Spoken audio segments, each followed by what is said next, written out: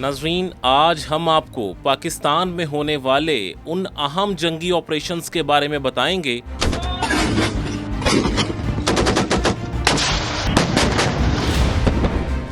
جنہوں نے نہ صرف ہماری سرزمین کو ہلا کر رکھ دیا بلکہ ہماری تاریخ کا رخ بھی بدل دیا۔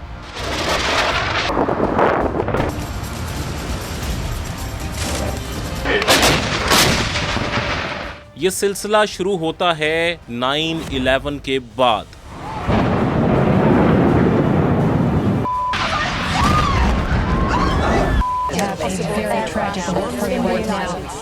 جب امریکہ نے افغانستان میں آپریشن انڈیورنگ فریڈم لانچ کیا، On my orders, the United States military has begun strikes against Al-Qaeda terrorist training camps and military installations of the Taliban regime in Afghanistan. اس کا براہ راست اثر پاکستان پر بھی پڑا۔ یہی وہ لمحہ تھا جہاں سے ہماری جنگ، ہماری کہانی اور ہمارے آپریشنز کی شروعات ہوئیں۔ آپریشن انڈیورنگ فریڈم 7 اکتوبر 2001 کو اس وقت شروع ہوا جب امریکہ پر 9/11 کا حملہ ہوا اور اس کے تانے بانے براہ راست افغانستان میں موجود القاعدہ اور طالبان حکومت سے جوڑے گئے۔ There's only one group that has ever indicated that it has this kind of ability, and that's Osama bin Laden. امریکہ نے فیصلہ کیا کہ وہ افغانستان میں دہشت گردوں کے خلاف بڑا عسکری آپریشن کرے گا، لیکن جغرافیائی لحاظ سے افغانستان تک رسائی، انٹیلیجنس اور لاجسٹک سپورٹ کے لیے پاکستان کی مدد ناگزیر تھی۔ We will give the Pakistani government a chance to cooperate and to participate. کیا یہ محض دہشت گردی کے خلاف جنگ تھی یا اس کے پیچھے کوئی گہری جیو پولیٹیکل حکمت عملی چھپی ہے؟ یہ وہ سوال ہے جس کا جواب ابھی تک نہیں مل سکا۔ پاکستان نے اندرونی اور بیرونی دباؤ کے تحت، خصوصاً امریکی دھمکی، یا ہمارے ساتھ ہو یا ہمارے خلاف، You are with us, or you're with the terrorists. اس آپریشن کا ساتھ دینے کا فیصلہ کیا۔ یوں یہ آپریشن صرف امریکہ کا نہیں رہا بلکہ پاکستان اس میں ایک فرنٹ لائن اتحادی کے طور پر شامل ہو گیا۔ The carnage in New York and Washington, Pakistan has been extending cooperation to international efforts to combat terrorism in the past and will continue to do so in the future. Pakistan نے اپنے فضائی اڈے، زمینی راستے، انٹیلیجنس، معلومات اور گرفتاریوں میں بھی مدد مہیا کی، اور یوں یہ ایک مشترکہ مشن بن گیا۔ امریکہ کا عسکری قوت کے ذریعے حملہ اور پاکستان کا زمین سے رصد، نگرانی اور گرفتاریوں کے ذریعے تعاون۔ یہی وہ لمحہ تھا جب جنوبی ایشیا میں جنگ کا نیا باب شروع ہوا اور پاکستان خود بھی اس جنگ کا میدان بن گیا۔ آپریشن انڈیورنگ فریڈم وہ لمحہ تھا جب افغانستان کی زمین پر تاریخ نے اپنا رخ بدلا۔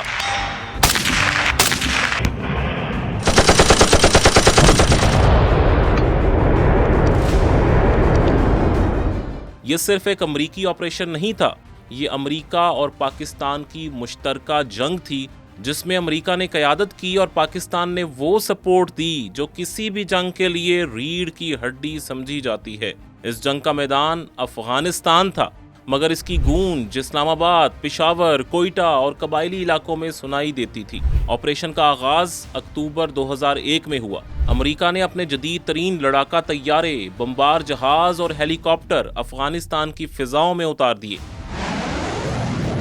52B بمبار قندھار، ہرات، مزار شریف، تورا بورا پر موت برسانے لگے۔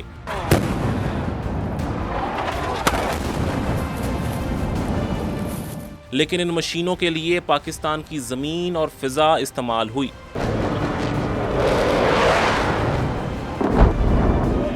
شمسی ایئر بیس، جیکب آباد ایئر بیس اور دیگر خفیہ تنصیبات امریکی فوج کے زیر استعمال آئیں۔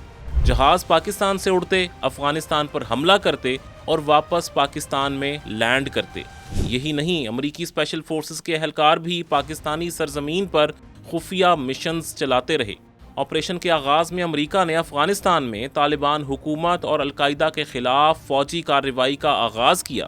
ابتدائی طور پر امریکہ نے تقریباً 2500 سے 3000 فوجی اہلکار تعینات کیے، جن میں خصوصی افواج، CIA کے اہلکار اور دیگر معاون عملہ شامل تھا۔ یہ فورسز شمالی اتحاد کے ساتھ مل کر طالبان کے خلاف کارروائیوں میں مصروف ہوئیں۔ ابتدائی مہینوں میں اتحادی افواج کی تعداد میں اضافہ ہوا اور 2002 کے اوائل تک افغانستان میں تقریباً 7000 امریکی فوجی تعینات تھے۔ ان میں 10th mountain division, 101 airborne division اور میرین کور کے یونٹس شامل تھے۔ پاکستان نے صرف بیسز ہی فراہم نہیں کی، انٹیلیجنس، لاجسٹک اور قریبی قبائل علاقوں تک زمینی رسائی بھی دی۔ سینکڑوں طالبان کمانڈر کو پاکستان میں گرفتار کیا گیا اور کئی کو امریکہ کے حوالے کیا گیا، لیکن اس دوران امریکی ڈرون حملے بھی پاکستانی سرزمین میں شروع ہو گئے، جنہوں نے پاکستانی خود مختاری کو شدید مجروح کیا اور عام شہریوں کی بڑی تعداد ان حملوں میں جاں بحق ہوئی۔ نکتہ کے ناظرین، یہاں سوال یہ پیدا ہوتا ہے کہ اس جنگ میں پاکستان کے کردار نے پورے ریجن کو کس طرح متاثر کیا۔ افغانستان میں طالبان حکومت کا خاتمہ تو ہو گیا، لیکن اس کے ساتھ ہی ایک نئی مزاحمت نے جنم لیا۔ طالبان پسپائی کے بعد دوبارہ منظم ہونا شروع ہو گئے اور پاکستان کے قبائلی علاقے ان کی پناہ گاہیں بننے لگے۔ پاکستان جو اس جنگ میں اتحادی تھا، خود دہشت گردی کا نشانہ بننے لگا۔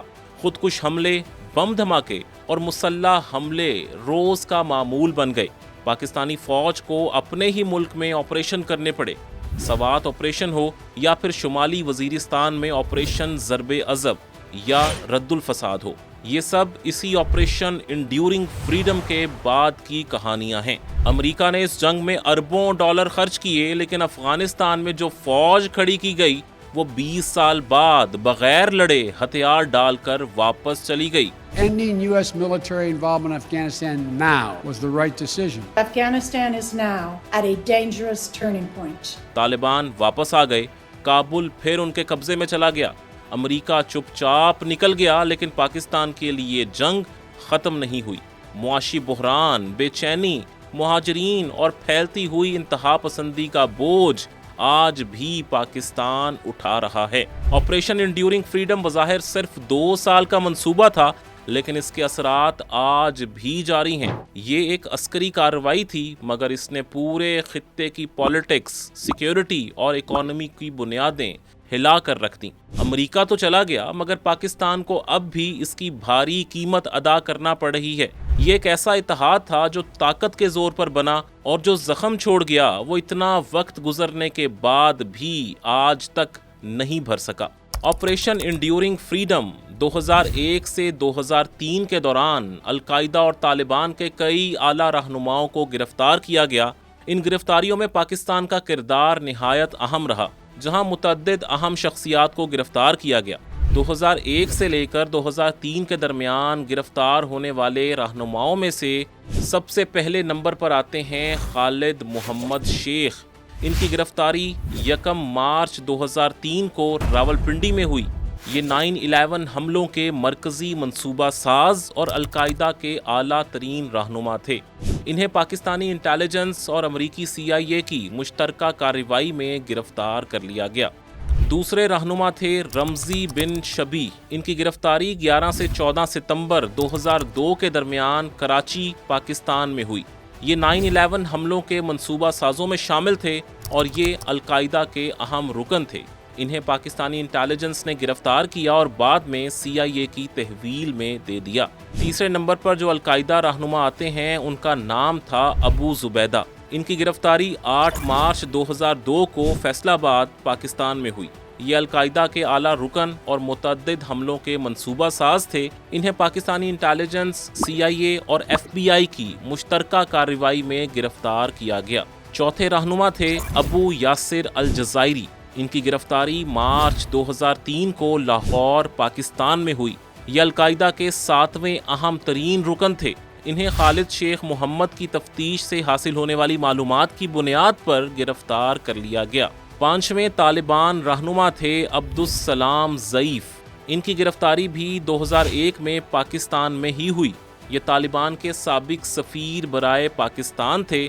انہیں پاکستان میں گرفتار کر کے گوانتانامو بے جیل منتقل کر دیا گیا. طالبان کے چھٹے رہنما تھے شہزادہ اخوند. ان کی گرفتاری 26 نومبر 2001 کو قندوز افغانستان میں ہوئی. یہ ایک طالبان کمانڈر تھے. انہیں شمالی اتحاد نے گرفتار کیا اور بعد میں امریکی حراست میں گوانتانامو بے منتقل کیا گیا. 7ویں رہنما تھے ضیاء الشاہ. ان کی گرفتاری 2001 مزار شریف کے قریب افغانستان میں ہی ہوئی. یہ طالبان کے لیے ٹرانسپورٹ ڈرائیور تھے. انہیں شمالی اتحاد نے گرفتار کیا اور بعد میں امریکی حراست میں گوانتانامو بے منتقل کر دیا گیا. یہ تمام گرفتاریاں آپریشن انڈیورنگ فریڈم کے دوران دہشت گردی کے خلاف جنگ میں اہم سنگ میل ثابت ہوئیں، جنہوں نے القاعدہ اور طالبان کی قیادت کو کمزور کیا. ان کارروائیوں میں پاکستان کی انٹیلیجنس ایجنسیوں کا کردار نمایاں رہا، جنہوں نے امریکی ایجنسیوں کے ساتھ مل کر ان کی گرفتاری میں مدد فراہم کی. یقیناً اب ہم اس آپریشن کے بعد پاکستان کے اندر جو آگ لگی اس کی داستان بیان کرتے ہیں. ایک ایسی داستان جس میں پاکستان خود ایک میدان جنگ بن گیا. امریکہ اور پاکستان نے مل کر آپریشن انڈیورنگ فریڈم تو شروع کیا، مگر اس کے بعد جو نئے محاذ کھلے وہ پاکستان کی گلی کوچوں، بازاروں، مسجدوں اور سکولوں تک پہنچ گئے. یہ وہ وقت تھا جب پاکستان کی گلیوں میں بارود کی بو عام ہو چکی تھی اور معصوموں کے لہو کی ندیاں بہنے لگیں. 2001 سے 2004 تک پاکستان میں دہشت گرد حملوں میں 83,000 یعنی 83,000 سے زائد افراد شہید ہوئے. ان میں فوجی، عام شہری، نمازی، بچے، عورتیں سب شامل تھے. آج بھی پاکستان عالمی سطح پر ان قربانیوں کا ذکر کرتے نظر آتا ہے. مساجد، امام بارگاہیں، چرچ، بازار، درگاہیں کوئی جگہ محفوظ نہ رہی. ایجوکیشن اسپیشلی لڑکیوں کی تعلیم نشانے پر رہی. طالبان نے پاکستان میں قدم جمانا شروع کر دیے. انہوں نے لڑکیوں کے اسکولوں کو بھی تباہ کرنا شروع کر دیا. صرف خیبر پختونخوا اور فاٹا میں 2007 سے 2014 تک 1100 سے زائد اسکول تباہ کیے گئے، جن میں اکثریت لڑکیوں کے اسکولوں کی تھی. ملالہ یوسفزئی پر حملہ اس مہم کی ایک مثال تھی. بعض مقامات پر ان گروہوں کو ہمدردی بھی ملنے لگی. طالبان نے کچھ مقامی اور مذہبی بیانیے استعمال کر کے عوام سے ہمدردیاں بھی حاصل کیں. مدارس، مسجدیں، کچھ سیاسی جماعتیں اور سوشل میڈیا پر مخصوص طبقات نے ان کو اسلام کے محافظ کے طور پر پیش کیا. اب بات کرتے ہیں لال مسجد آپریشن کی، جو کہ 2007 میں ہوا. یہ ایک اہم موڑ تھا جس کے بعد دارالحکومت اسلام آباد خود میدان جنگ بن گیا. یہ سب کچھ اس شراکت داری کی قیمت تھی جو امریکہ کے ساتھ کی گئی تھی. ہم نے کسی اور کی جنگ اپنے گھر لا کر لڑی اور اس کی چنگاریاں آج بھی ہمارے جسم اور روح میں سلگتی ہیں. اس کی وجہ سے پاکستان کو مجبوراً اپنی ہی زمین پر آپریشن کا آغاز کرنا پڑا. اس میں سب سے پہلا آپریشن آتا ہے آپریشن راہ نجات. 2009 میں شروع ہونے والا آپریشن راہ نجات پاکستان کی دہشت گردی کے خلاف جنگ میں ایک اہم سنگ میل ثابت ہوا، جس کا مقصد جنوبی وزیرستان میں موجود تحریک طالبان پاکستان یعنی TTP کے مضبوط گڑھ کو ختم کرنا تھا. Violence is a way of life there. Everybody carries gun in this area. They are very tough people. It is a mountainous terrain. اس کا پس منظر کچھ یوں تھا کہ 2009 تک جنوبی وزیرستان TTP کا مرکز بن چکا تھا، جہاں سے ملک بھر میں دہشت گردانہ کارروائیاں پلان کی جاتی تھیں. بیت اللہ محسود کی قیادت میں TTP نے سیکیورٹی فورسز اور عوامی مقامات پر حملے تیز کر دیے. آپریشن راہ نجات کے ذریعے پاکستانی فوج نے زمینی اور فضائی حملوں کے ذریعے شدت پسندوں کے خلاف کارروائی کی.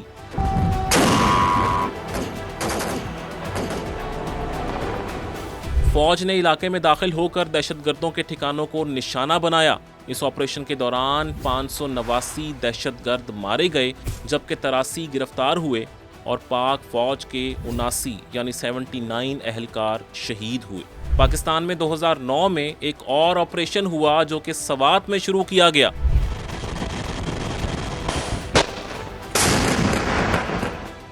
इस मिलिट्री ऑपरेशन को नाम दिया गया ऑपरेशन राहे रास्त। ये ऑपरेशन पाकिस्तान के कबायली इलाकों में दहशतगर्दी के खिलाफ सबसे बड़ा ऑपरेशन था। ये ऑपरेशन 2009 में उस वक्त शुरू हुआ जब तालिबान ने सवात पर कब्जा जमा लिया, स्कूलों को तबाह किया गया, लड़कियों की तालीम पर पाबंदियां लगाई गईं और रियासती अमलदारी को चैलेंज किया गया।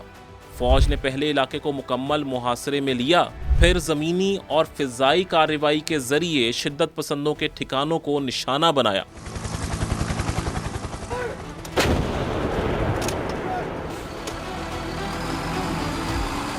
अंदाजों के मुताबिक इस ऑपरेशन के दौरान 2000 से ज़ायद शिद्दत पसंद मारे गए, जबकि हज़ारों को गिरफ्तार किया गया।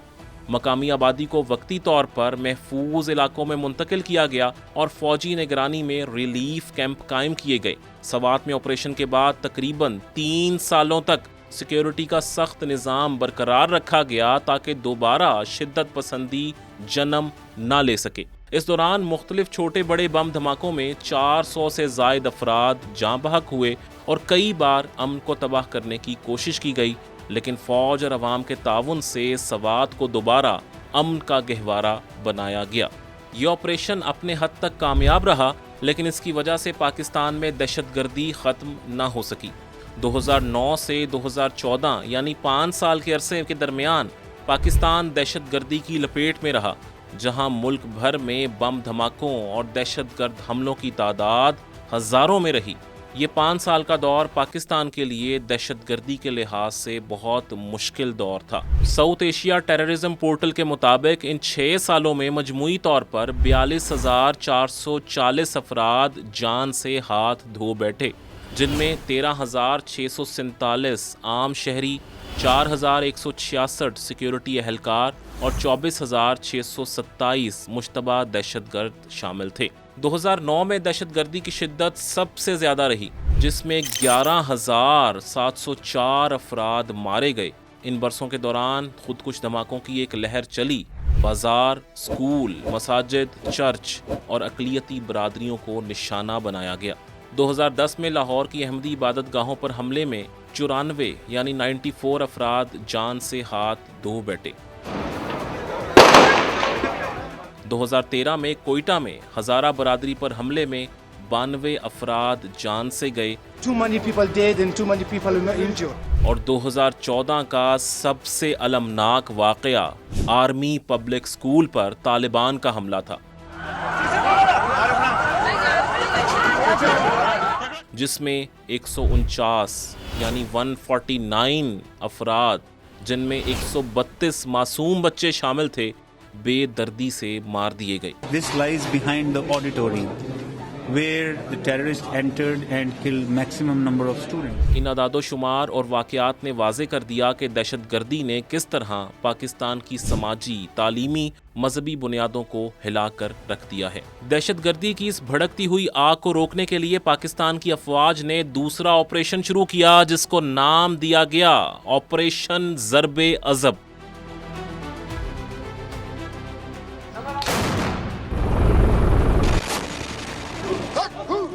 ऑपरेशन ज़रबे अज़ब 2014 से 2016 तक जारी रहा।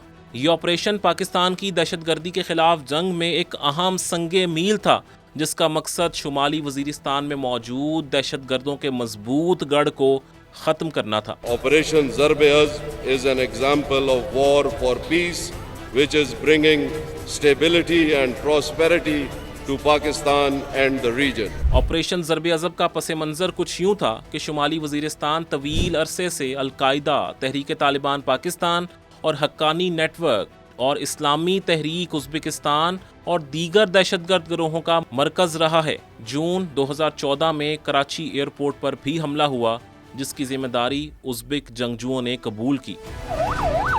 कराची एयरपोर्ट पर The 10 Taliban fighters stormed into the airport. Pakistan ने इस इलाके में एक जामे फौजी ऑपरेशन का आगाज किया। इस ऑपरेशन के मकासद दहशतगर्दों के नेटवर्क्स को तोड़ना, उनके ठिकानों को तबाह करना और इलाके में हुकूमती रिट बहाल करना था।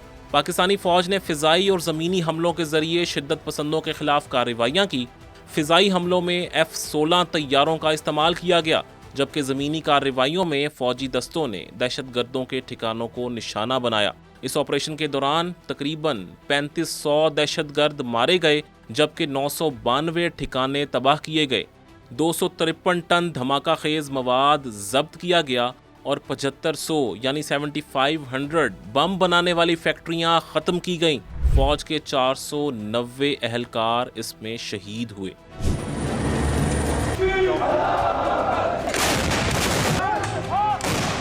پھر آیا 16 دسمبر، جب ہوا ملک کا سب سے بڑا سانحہ۔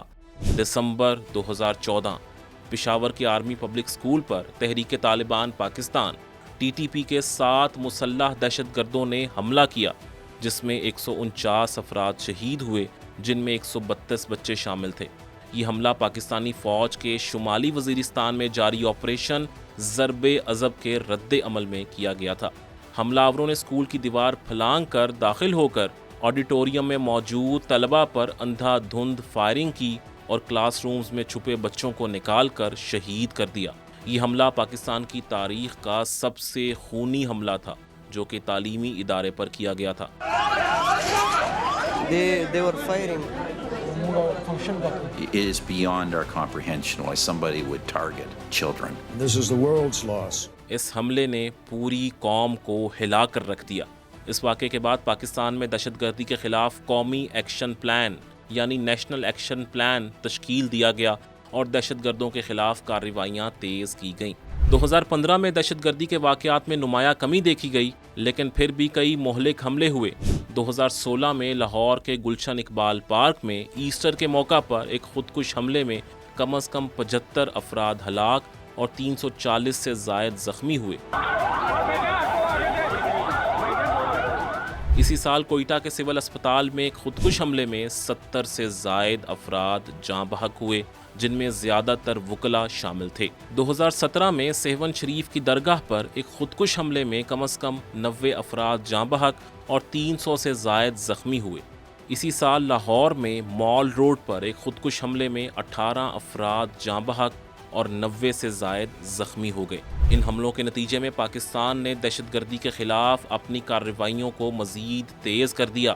فوجی آپریشنز کے علاوہ انٹیلیجنس بیسڈ کارروائیاں اور سیکیورٹی فورسز کی تعیناتی میں اضافہ کیا گیا۔ تاہم دہشت گرد گروہوں کی جانب سے حملوں کا سلسلہ جاری رہا، جس سے ظاہر ہوتا ہے کہ ملک میں امن و امان کی بحالی کے لیے مزید اقدامات کی ضرورت ہے۔ اس بنا پر 2017 میں آپریشن رد الفساد شروع کیا گیا۔ یہ آپریشن 22 فروری 2017 کو پاکستان آرمی نے شروع کیا۔ یہ ایک ہمہ جہت انسداد دہشت گردی مہم تھی جس کا مقصد ملک بھر میں دہشت گردوں کے خفیہ نیٹ ورکس کو ختم کرنا، سرحدی سلامتی کو مضبوط بنانا اور نیشنل ایکشن پلان کے تحت شدت پسندی کے خلاف کارروائی کرنا تھا۔ یہ آپریشن زمینی اور فضائی افواج، رینجرز، فرنٹیئر کور، پولیس اور دیگر سیکیورٹی اداروں کے تعاون سے ملک کے تمام حصوں میں جاری رہا۔ اس آپریشن کے دوران پاکستان سیکیورٹی فورسز نے ملک بھر میں 3,75,000 سے زائد انٹیلیجنس بیسڈ آپریشنز کیے، جن میں 7,000 سے زائد دہشت گرد ہلاک، 2,000 سے زائد گرفتار اور 1,319 نے ہتھیار ڈالے۔ اس کے علاوہ 7300 سے زائد مشتبہ افراد کو گرفتار کیا گیا اور 500 سے زائد کو قانونی کارروائی کے بعد سزائیں دی گئیں۔ آپریشن کے دوران 440 سے زائد سیکیورٹی اہلکار شہید اور 1450 سے زائد زخمی ہوئے، جبکہ 940 سے زائد شہری بھی جان سے ہاتھ دھو بیٹھے۔ آپریشن رد الفساد کے تحت پنجاب، سندھ، بلوچستان اور خیبر پختونخوا میں دہشت گردوں کے خلاف بھرپور کارروائیاں کی گئیں۔ اس دوران 1.5 لاکھ سے زائد آپریشن سندھ میں، 34,000 آپریشن پنجاب میں، 80,000 آپریشن بلوچستان میں اور 92,000 آپریشن خیبر پختونخوا میں کیے گئے۔ اس آپریشن کے نتیجے میں تحریک طالبان پاکستان یعنی TTP اور دیگر شدت پسند گروہوں کی کارروائیوں میں نمایاں کمی آئی۔ مثال کے طور پر 2009 میں پاکستان میں 85 خودکش حملے ہوئے تھے، جو 10 سال بعد 2019 میں کم ہو کر 8 رہ گئے۔ آپریشن رد الفساد کے تحت سرحدی علاقوں میں باڑ لگانے کا کام بھی کیا گیا، جس سے سرحدی سلامتی میں بہتری آئی۔ اس کے علاوہ مدارس میں انتہا پسندانہ نظریات کے خاتمے کے لیے اقدامات کیے گئے اور پیغام پاکستان جیسے بیانیے متعارف کروائے گئے تاکہ شدت پسندی کے خلاف فکری محاذ پر بھی ناکام کیا جا سکے۔ اگرچہ آپریشن رد الفساد نے دہشت گردی کے خلاف جنگ میں اہم کامیابیاں حاصل کیں، تاہم افغانستان میں طالبان کے دوبارہ اقتدار میں آنے کے بعد پاکستان میں دہشت گردی کے واقعات میں دوبارہ اضافہ دیکھا گیا، جس سے ظاہر ہوتا ہے کہ مکمل امن کے قیام کے لیے مزید اقدامات کی ضرورت ہے۔ تمام تباہ کاریوں، خودکش دھماکوں، معصوم جانوں کے ضیاع، مسجدوں، سکولوں اور بازاروں میں بہتے خون کے بعد ریاست کو ایک بیانیہ تشکیل دینا پڑا۔ برسوں کی خاموشی، تذبذب اور مصلحتوں کے بعد جب مسجدیں جل گئیں، بازار خاک ہو گئے، معصوم بچے خون میں نہا گئے اور پورا ملک درد کی ایک لامتناہی سرنگ میں داخل ہو گیا، تو افواج پاکستان نے وہ تاریخی قدم اٹھایا جسے وقت نے بیانیے کی جنگ کا سنگ میل کہا۔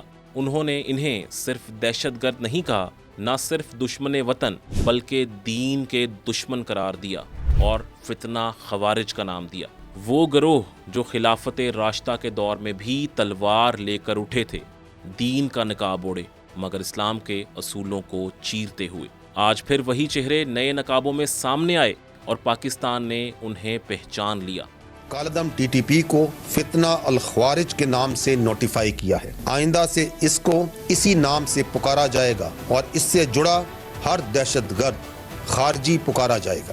ناظرین، یہ محض ایک فوجی اصطلاح نہیں تھی، یہ ایک نظریاتی صف بندی تھی۔ اس بیانیے میں تاریخ، فقہ، اجماع اور عقل سب شامل تھے، اور جب پوری ریاست، علماء اور قوم اس بات پر متفق ہو گئے کہ یہ لڑائی صرف بارود کی نہیں بلکہ نظریے کی ہے، تب ہی یہ امید پیدا ہوئی کہ ہم نہ صرف زمین واپس لیں گے بلکہ سوچیں بھی واپس لیں گے۔ دہشت گردی کا جو ناسور ہے اس کے خلاف پوری قوم نے تمام اداروں کے ساتھ مل کر لڑنا ہے۔ فیک نیوز اور پروپیگنڈا بھی اسی اللیگل اسپیکٹرم کا حصہ ہے۔ یہ جو مصنوعی جھوٹا بیانیہ بنایا جاتا ہے احساس محرومی کا، اس کو توڑا جائے۔ فتنہ الخوارج دین اسلام سے کوئی تعلق نہیں ہے۔ فتنہ خوارج یہ وہ آخری سچ تھا جس نے پاکستان کی جنگ کو صرف ایک جغرافیائی جنگ نہیں بلکہ ایک تہذیبی جنگ بنا دیا، اور شاید یہیں سے اصل فتح کا آغاز ہوا۔ نقطہ کے ناظرین، آخری بات یہ ہے کہ امریکہ نے 2021 میں افغانستان سے اپنی فوجیں نکال لیں،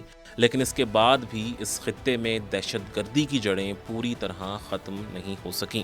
دہشت گرد گروہ اور ان کے اثرات اب بھی موجود ہیں، اور پڑوسی ممالک پاکستان کو غیر منصفانہ طور پر دہشت گردی کا ذمہ دار ٹھہراتے ہیں۔ حالانکہ حقیقت یہ ہے کہ پاکستان نے اپنی زمین پر دہشت گردی کے خلاف سب سے زیادہ قربانیاں دی ہیں۔ یہ الزام تراشی نہ صرف غیر منصفانہ ہے بلکہ علاقے کی پیچیدہ صورتحال کو سمجھنے میں ناکامی بھی ہے۔ پاکستان نے ہمیشہ امن اور استحکام کے لیے کوشاں رہنے کا عزم ظاہر کیا ہے، اور اب وقت ہے کہ دنیا ان حقائق کو سمجھے اور حقیقی تعاون کی راہ اختیار کرے۔ اگر آپ سوات آپریشنز اور پاکستان میں ہونے والے مختلف آپریشنز کے بارے میں جاننا چاہتے ہیں تو یہ کچھ لنکس آپ کی سکرین پر موجود ہیں، آپ ان پہ کلک کر کے اس کے بارے میں جان سکتے ہیں۔